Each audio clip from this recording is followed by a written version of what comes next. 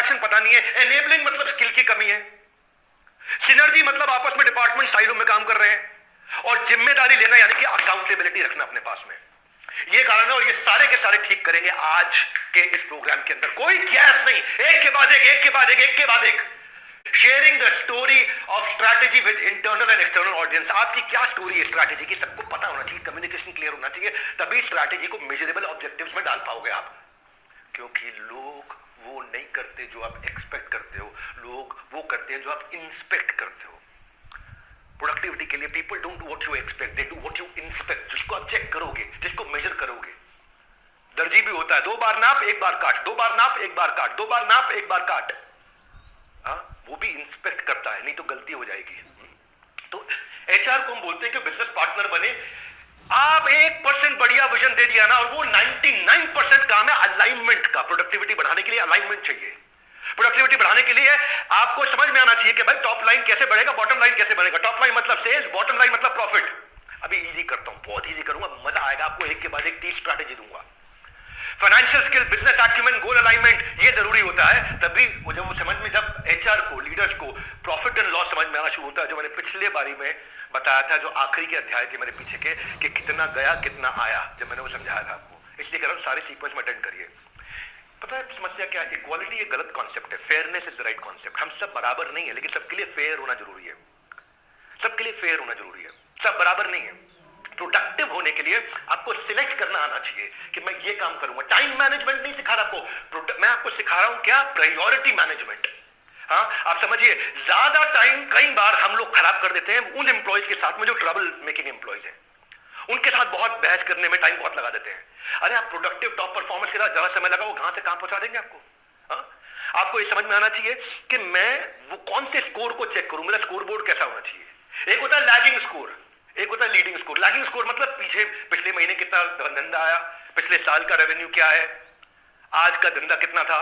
वो की जगह मैं ऐसे कौन से स्कोर को चेक करूं कि मेरा धंधा बढ़ता चला जाए। एफर्ट स्कोर कौन सा है, रिजल्ट स्कोर कौन सा है। हम रिजल्ट स्कोर चेक करते हैं, एफर्ट स्कोर चेक करना बंद कर देते हैं। हम स्कोर बोर्ड पे रिजल्ट स्कोर दिखाते हैं, एफर्ट स्कोर नहीं दिखाते। एफर्ट स्कोर को कंट्रोल करोगे, रिजल्ट स्कोर कंट्रोल में आएगा। प्रोडक्टिविटी पे रियल बिजनेस ज्ञान दे रहा हूं, रियल बिजनेस में।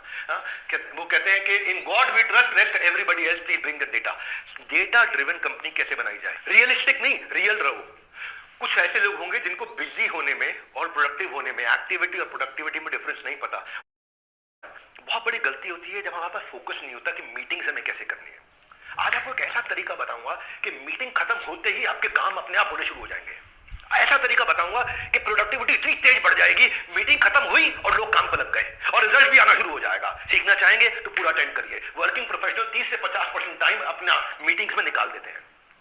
इतना ड्रॉप इन विजिटर कोई भी आ गया उसके साथ बैठ गए, कोई कमेटी मीटिंग, कोई ब्रेनस्टॉर्मिंग सेशन, कोई क्राइसिस मीटिंग, कोई कॉन्फ्रेंस चलता रहता है। और रिसर्च कहता है कि 45% मीटिंग जो आपने करी है वो सारी अवॉइड की जा सकती थी। और अगर मीटिंग कर भी ली तो मीटिंग के अंदर 1 घंटे की मीटिंग में 18 मिनट तो पक्का वेस्ट होंगे ही होंगे। तो हम क्या करें ऐसा? ये टाइम क्रशर्स हैं हमारे, ये सारे हमारे टाइम क्रशर्स हैं। लेट शुरू करना, लेट कमर को अलाउ करना, poor participation, side conversation, lack of participation, argument और क्लियर एजेंडा नहीं होता। मैं क्या ऐसा किया जाए कि यार मैं मीटिंग लूं और प्रोडक्टिव हो जाए। बहुत सही कोऑर्डिनेट ना हो तो प्लेन क्रैश हो सकता है। वो उसमें कंपनी बहुत इन्वेस्ट करती है अपनी कॉस्ट। हर मीटिंग जो आप करते हैं आपको उसका आरओआई निकालना आना चाहिए कि मैंने जो मीटिंग करी है। आरओआई कैसे निकालोगे? पहले समझो ना, कॉस्ट ऑफ मीटिंग होती है। कॉस्ट ऑफ मीटिंग क्या होती है? आपकी जो आवरली इनकम है एम्प्लॉयज की, उसको मल्टीप्लाई करो। आप उसको देखो कि आप कितना खर्चा कर रहे हो। एक आदमी को आप तनख्वाह देते हो, मैं उदाहरण दे देता हूं आपको। अगर आप 3000 रुपया घंटा दे रहे हो एक आदमी को और 10 लोग बैठे और 30,000 रुपए आपके लग गए मीटिंग में, आपकी मीटिंग में लग गए 30,000 रुपए, काम हुआ कितने का? अगर 30,000 रुपए लगा के 3 लाख रुपए का काम हो गया तो ठीक है। लेकिन कई बार क्या होता है, 30,000 रुपए की हम कई मीटिंग्स कर लेते हैं और उसके बाद काम देखते काम होता नहीं है। तो उसका एक फ्रेमवर्क दूंगा आपको फ्रेमवर्क, 2 फ्रेमवर्क दूंगा उसके ऊपर, बहुत बढ़िया फ्रेमवर्क दूंगा। मेरे साथ बने रहना आप। हाँ, आपको प्रोडक्टिविटी समझ में आएगा। यार ये था एक्चुअली प्रोग्राम। अपने आप से पूछो क्या ये एक्सपेंस जस्टिफाइड है। अपने आप से पूछो क्या इसका आरओआई सक्सेसफुल मेरे को मिल रहा है नहीं मिल रहा। अपने आप से पूछो क्या ये रियली वर्थ स्पेंडिंग था इन लोगों के साथ में कि नहीं। क्योंकि if you are taking people away from their work, अगर आप उन्हें काम से निकाल करके मीटिंग में बिठा दोगे तो जो वैल्यूएबल एक्टिविटी कर सकते थे वो नहीं कर पाएंगे। So people should come out and से कि यार कितनी वैल्यूएबल मीटिंग थी, मजा आ गया, बहुत बढ़िया क्लैरिटी मिली। इसको बोलते हैं लॉ ऑफ एक्सक्लूडेड ऑल्टरनेटिव। क्या मतलब हुआ इसका? Choosing to do one thing means simultaneously choosing not to do other things that you could have done at the same time.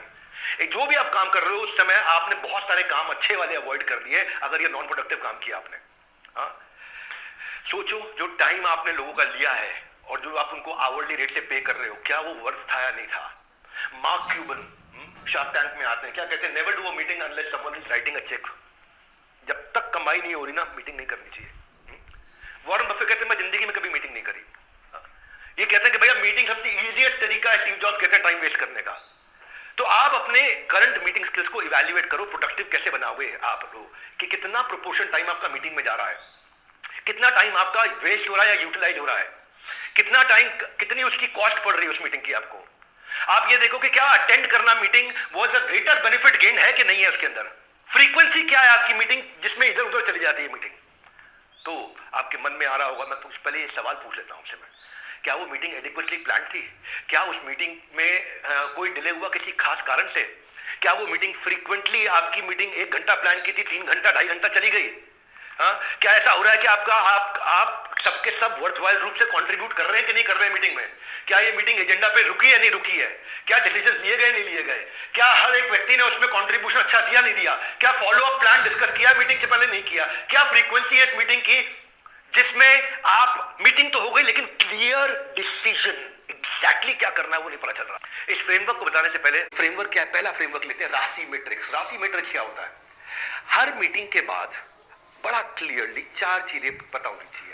एक, कि वो रिस्पॉन्सिबल कौन है, कौन ये करेगा, काम को करेगा, इस काम को करने वाला बंदा कौन है। दूसरा, अगर इसने काम नहीं किया तो गर्दन किसकी पकड़ी जाएगी, वो अकाउंटेबल है। काम करेगा राम, लेकिन अगर राम ने काम नहीं किया तो राम का बॉस शाम की गर्दन पकड़ी जाएगी। और अगर राम काम कर रहा है, उसे काम करना नहीं आ रहा है, तो वो कंसल्ट किसको करेगा, मदद किसकी लेगा। और इन सब के ऊपर हेड कौन है, जिसको इंफॉर्मेशन देते रहो, बस वो हर समय नहीं इन्वॉल्व होगा, वो शुड बी इन्फॉर्म्ड। इससे भी बढ़िया और डिटेल फ्रेमवर्क देता हूं आपको। इस फ्रेमवर्क को इंप्लीमेंट अगर आपने कर दिया तो कभी भी आपका कोई इंप्लॉय ऐसा नहीं है जिसको आपने काम बोला और काम ना हो। हर काम होना शुरू हो जाएगा तेजी से। टीआरएस बोलते हैं इसको। टीआरएस का अर्थ क्या है? टी का मतलब है आपकी मीटिंग के बाद, इसके बिना कभी मीटिंग के उठना मत। सुनो मेरी बात, मैं क्या बोल रहा हूं। मीटिंग कभी भी खत्म मत कर देना जब तक टीआरएस ना हो जाए आपका। टी का मतलब है टास्क, क्या करना है अब इस मीटिंग के बाद। आर का मतलब है रिस्पॉन्सिबल, हु, कौन करेगा इसे। ए का मतलब है एक्शन स्टेप्स, कैसे करेगा इसको, वो भी क्लियरली लिख लो। टी का मतलब है टाइमलाइन, कब तक कंप्लीट कर लेगा। आर का मतलब है रिव्यू, इसकी चेकिंग कौन करेगा। एस का मतलब है अगर कहीं पे स्किल सेट की कमी आ रही तो कंट्रीब्यूट सपोर्ट कौन करेगा।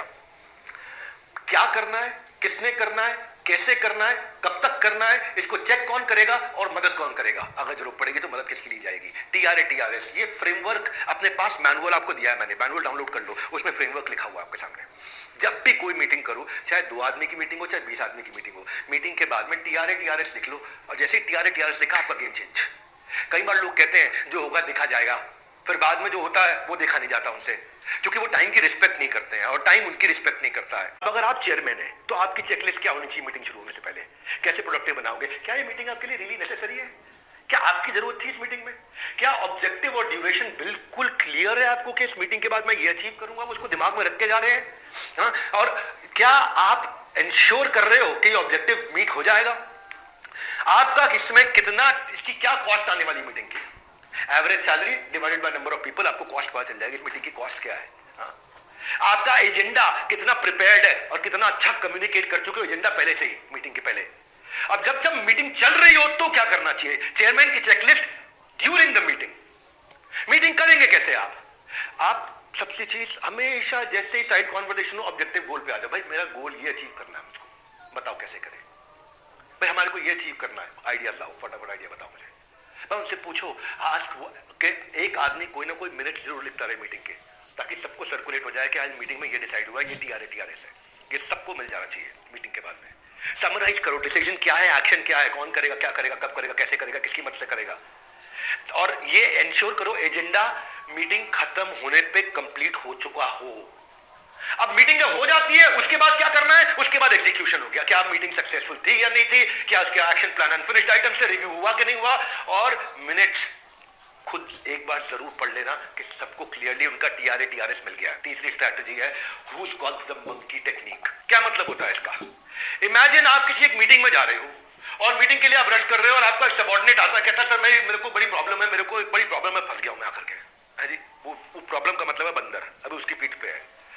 अब आप जल्दी में हो, आप बोल तो ठीक है यार तूने शेयर कर दिया, मैं सोच के बताता हूं उसके बारे में। उसने अपना बंदर उतार के आपके सर पर रख दिया, अब उसका बंदर आपका बंदर बन गया। अब ऐसे करते करते करते आपने उसको अलाउ कर दिया कि भाई मैं बंदर तेरा अपने सर पर रख के घूमूंगा, तेरी प्रॉब्लम मैं सॉल्व करूंगा। और आप इमेजिन करो कितने बंदर इकट्ठे कर लोगे आप। ये सारे आ रहे हैं लेकर के अपने अपने बंदर आपको पकड़ा रहे हैं और आप सबके बंदर इकट्ठे अपने सर पर रख रहे हो। Who's got the monkey? मुद्दा क्या है?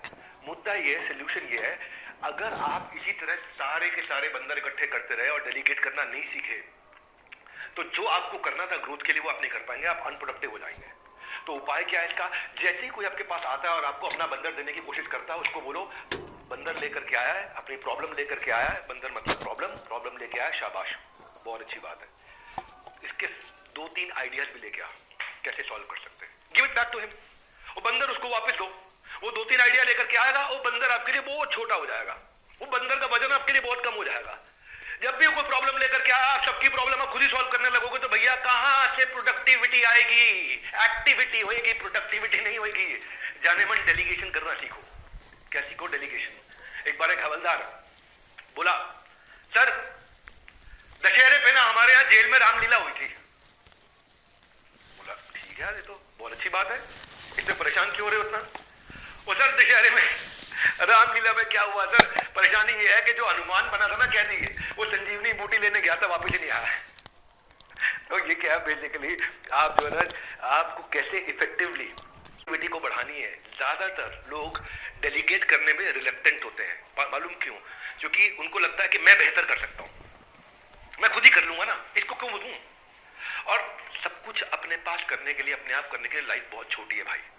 तो 8 तरीके हैं। पहले सही आदमी को चुनो जिसको डेलीगेट करना है, उसके बाद क्लियरली कम्युनिकेट करो एग्जैक्टली क्या करना है। और जितना क्लैरिटी होगी उतना अच्छा इंपैक्ट आएगा। डिस्कस कर लो पहले से ही, यस मैं ये डिफिकल्ट